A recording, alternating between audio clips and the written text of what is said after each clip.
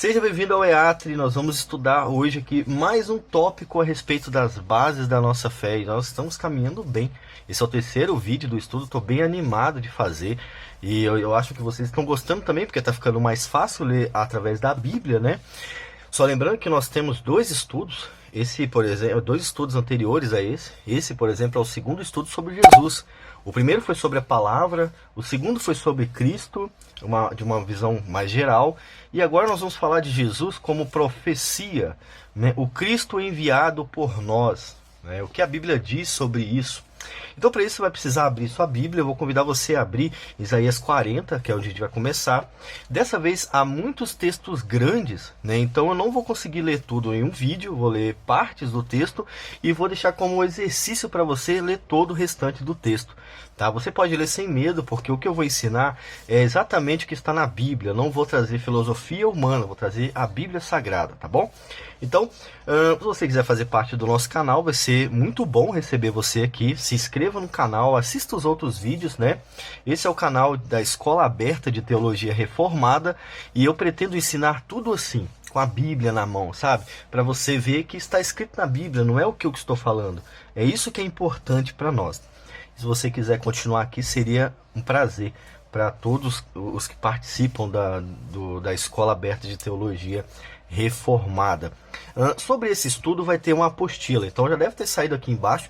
Você consegue pegar na descrição a apostila, você pode imprimir essa apostila, você pode passar para sua igreja, copiar e mandar para todo mundo. O meu papel aqui é te mostrar o caminho e você vai fazer o que você quiser com esse material depois. Fique à vontade, realmente, tá? Então vamos lá. Hoje nós vamos estudar Jesus como profecia do Antigo Testamento. Isso é importante, e especialmente importante, principalmente porque muitos cristãos tentam fundamentar as doutrinas a partir do Novo Testamento e ignoram todo o Antigo Testamento a respeito de doutrinas. Eles vão pegar o Antigo Testamento e aplicar as coisas literais, como nós vimos no segundo vídeo, no primeiro vídeo sobre Isaías 61. Né, eles vão pegar aquilo ali e fazer esse tipo de aplicação literal. Ou vão pegar no Antigo Testamento para ler Salmo, Provérbios, mas não vão compreender a fundo as doutrinas que tem no Antigo Testamento. E é isso que eu vou incentivar vocês a fazerem a partir de hoje, tá bom? Sem mais demoras, bora para o nosso vídeo.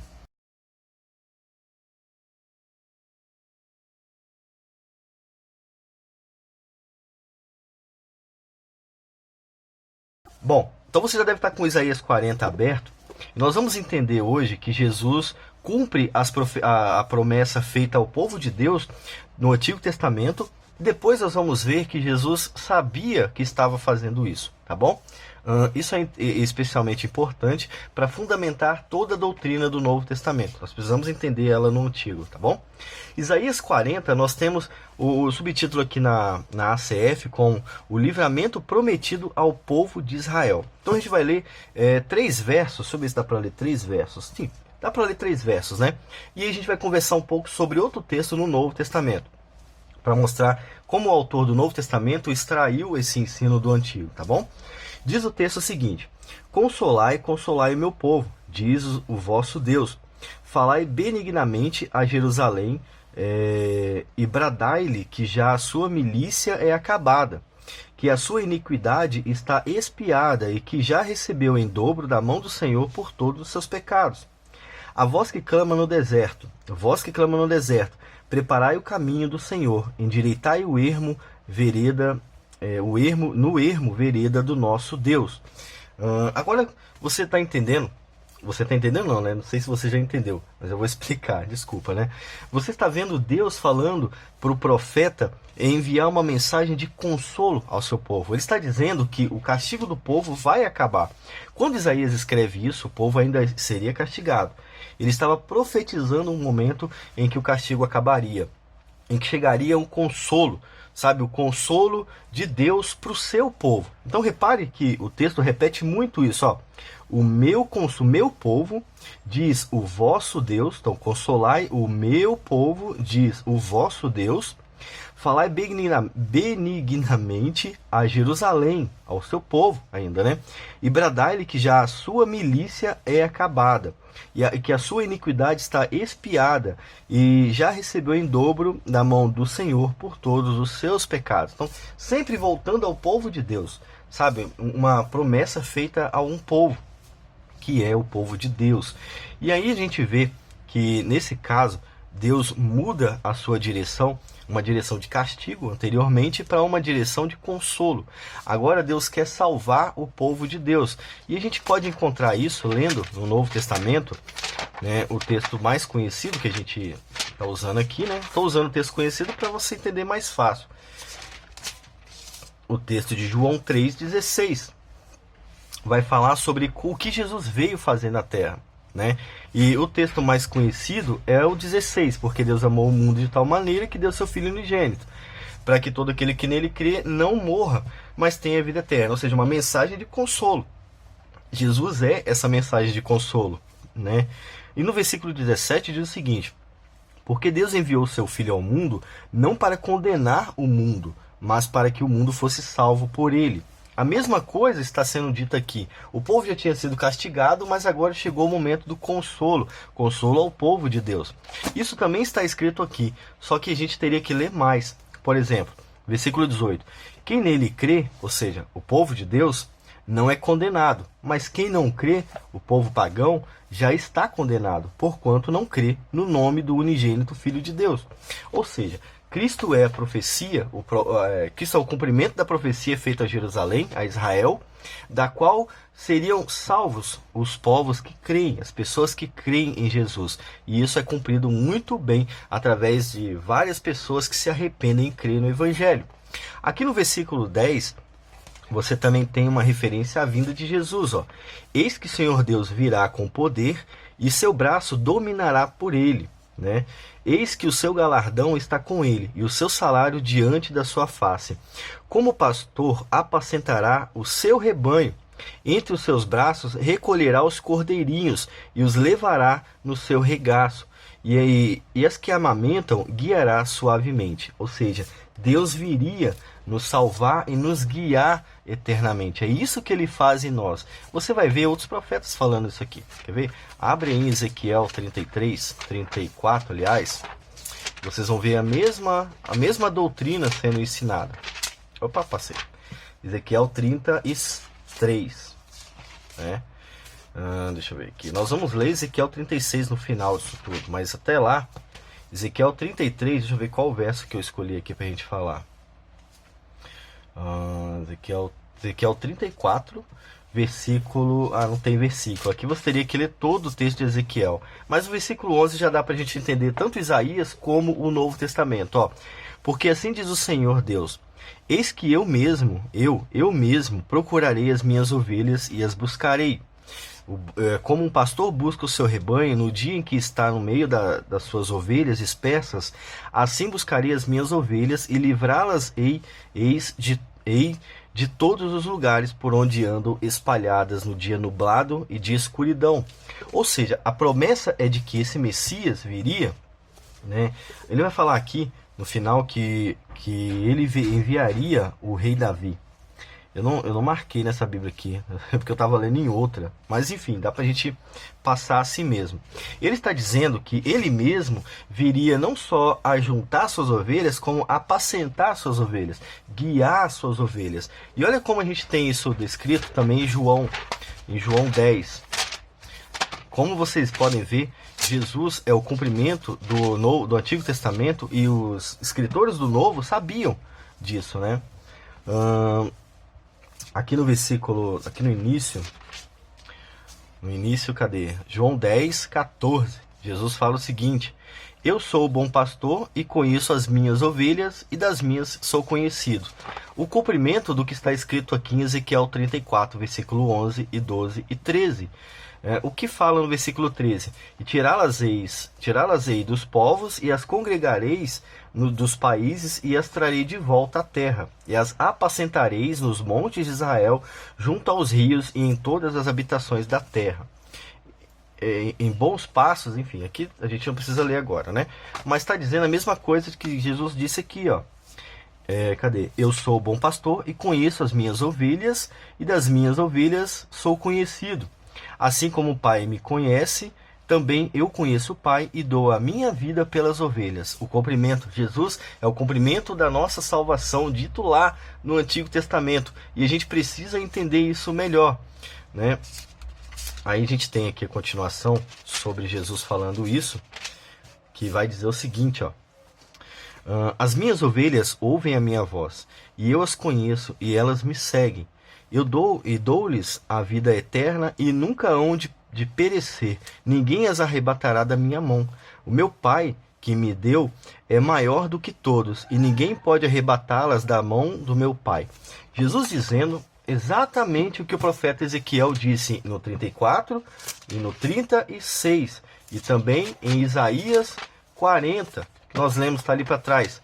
Ou seja, Jesus é o cumprimento da profecia que dizia sobre a salvação do povo de Deus. Há outro texto importante para a gente entender a respeito de Jesus, que está lá em Isaías 53. Então abre Isaías 53 para você compreender quem é Jesus, né, o Messias, e qual a importância de a gente entender isso. Eu vou falar já para vocês, né?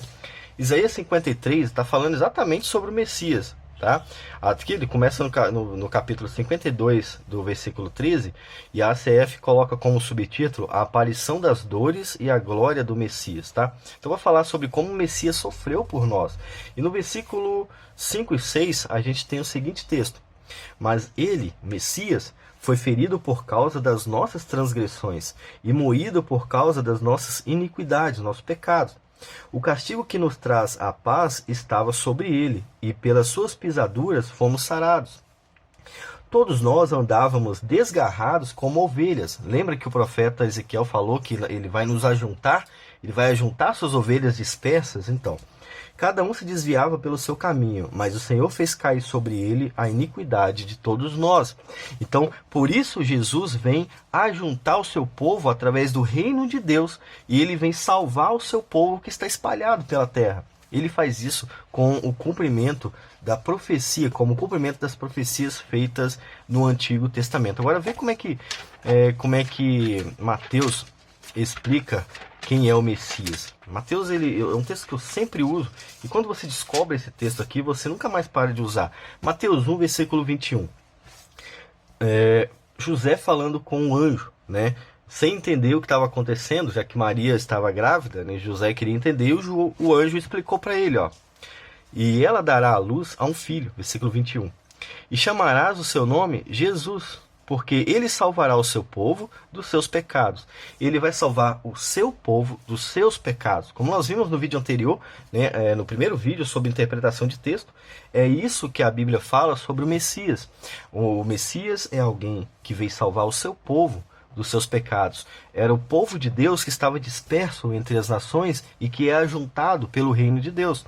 Por que é importante compreender isso? Porque, primeiro, ensina que Deus vai salvar o seu povo no final. O seu povo é aquele que crê, todo aquele que crê faz parte do povo de Deus, é filho de Abraão, é filho de Davi, é filho de Jesus também, filho de Deus nesse caso.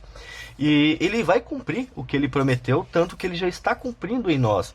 E o segundo ponto importante é que, assim como Jesus nos encontrou, nós também somos usados para encontrar outras ovelhas.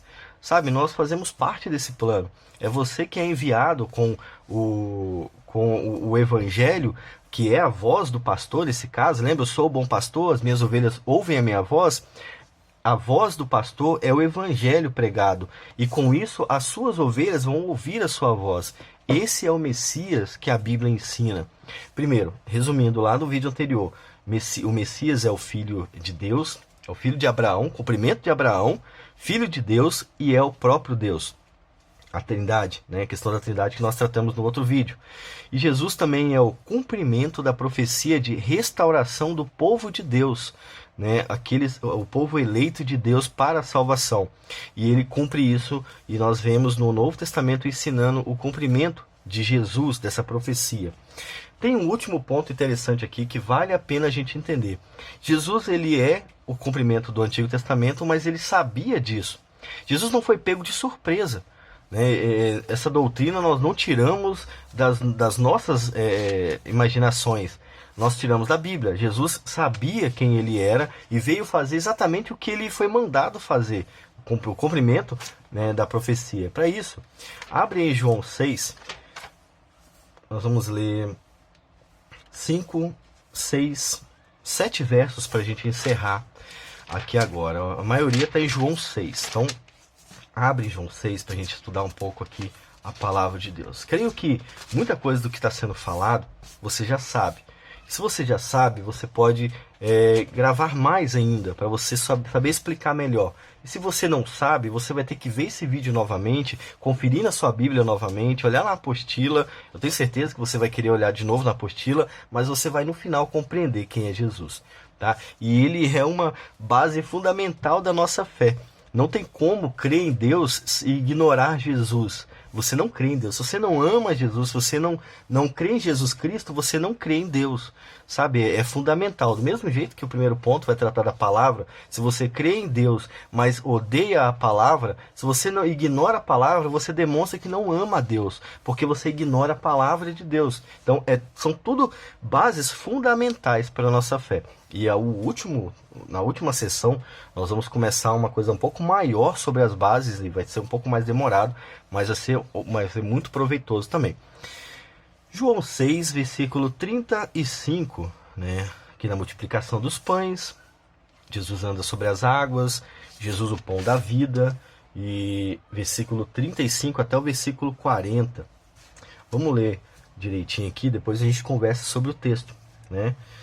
Disseram-lhe, pois, Senhor, dá-nos sempre desse pão. Jesus é o pão da vida, né?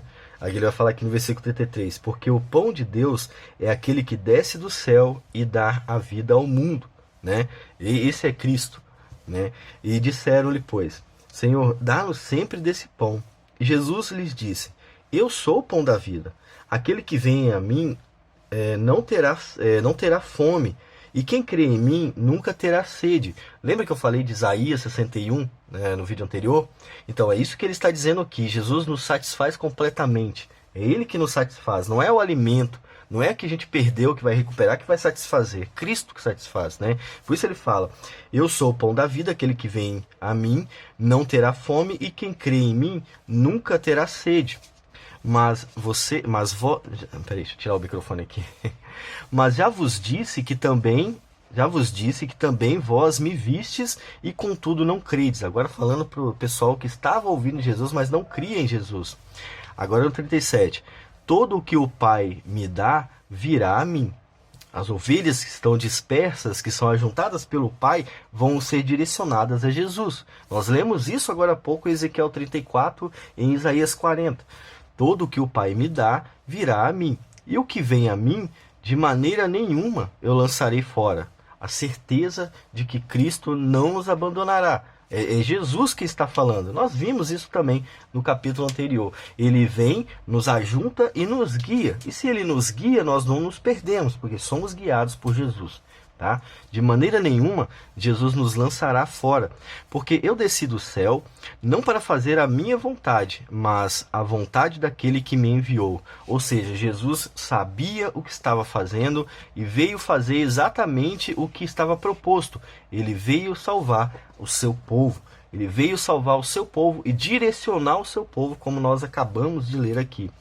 Porque eu desci do céu, não para fazer a minha vontade, mas a vontade daquele que me enviou. E a vontade do Pai que me enviou é essa. Qual é a vontade de Deus para Cristo?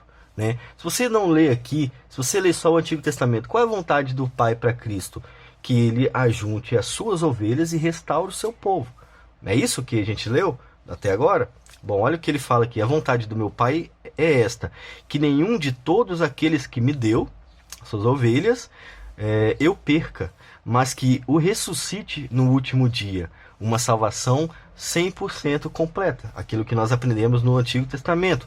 Porquanto a vontade daquele que me enviou é esta, que todo aquele que vê o Filho e crê nele tenha a vida eterna, e eu o ressuscitarei no último dia. Jesus nos dizendo que sabia exatamente quem ele era e o que ele veio cumprir. Glórias a Deus por isso, né? E graças a Deus nós aprendemos na Bíblia isso aqui. João 6, Tá? Nós lemos 5 versos aqui, uma quantidade considerável de texto. Nós lemos o Antigo Testamento também. Então a base da nossa fé aqui é que Jesus é o Messias enviado por Deus para salvar o seu povo. O povo que ele escolheu em Abraão para salvar. Isso já abrangendo lá o vídeo anterior. Tá bom? Bom, nós temos também João 10, versículo 16. Acho que a gente já acabou lendo aqui, mas vale a pena ler de novo. Sempre vale a pena ler de novo o texto bíblico, tá, gente? Não se canse de ler de novo, não. Quanto mais a gente lê, mais a gente entende. João 10, 16 diz o seguinte: ainda tenho outras ovelhas que não são deste aprisco. Também me convém agregar estas, e elas ouvirão a minha voz, e haverá um rebanho e um pastor. No Antigo Testamento, nós vamos estudar isso na próxima sessão, que vai ser a última sessão do estudo.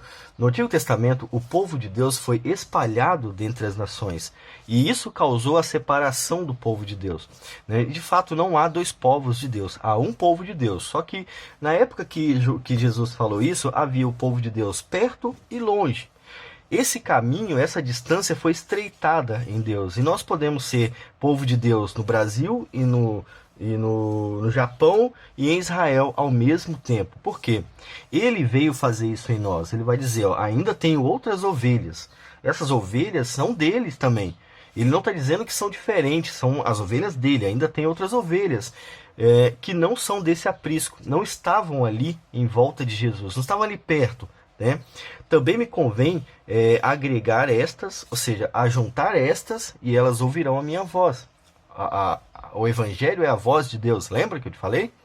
E elas ouvirão a minha voz, e haverá um rebanho e um só pastor. Por isso que nós ensinamos que não há Israel e o povo de Deus. Há só o povo de Deus.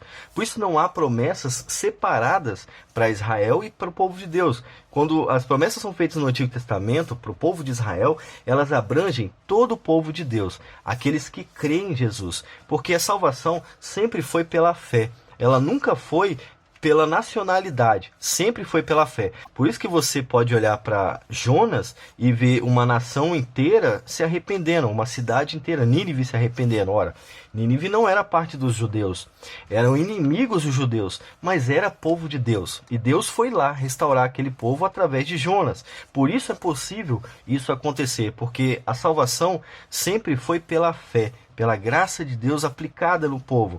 E esse povo que crê é justamente contado como o povo de Abraão, o povo que Deus escolhe para a salvação. E é nele que Jesus cumpre a ideia de que ele vai ser o nosso Deus para sempre e que fez uma aliança eterna com a gente. Nós quebramos a aliança, mas ele não quebrou a dele. E ele cumpre a sua parte em Jesus. Beleza? Bom, deixa eu ver se tem mais alguma coisa para a gente encerrar. Tem Atos 1, versículo 8. Atos 1, versículo 8, que cumpre o que a gente leu aqui no versículo 16, né? Eles ouvirão a minha voz. Atos 1, versículo 8 é muito importante para a gente compreender. Atos 1, versículo 8, mas recebereis o poder do Espírito Santo, ou seja, a profecia da vinda do Espírito Santo, né? Que há de vir sobre vós, e ser-me-eis testemunhas, ou seja, nós recebemos o Espírito Santo para testemunhar Cristo, para falar do Evangelho, tá? Ser-me-eis minhas testemunhas, tanto em Jerusalém, eles fizeram isso aqui, como em toda a Judéia, os apóstolos fizeram isso aqui, e Samaria e até os confins da terra. Paulo começa esse até os confins da terra, e nós completamos isso hoje, pregando o Evangelho. E como completamos isso, levamos a voz do pastor, do bom pastor, até os confins da terra. Para quê?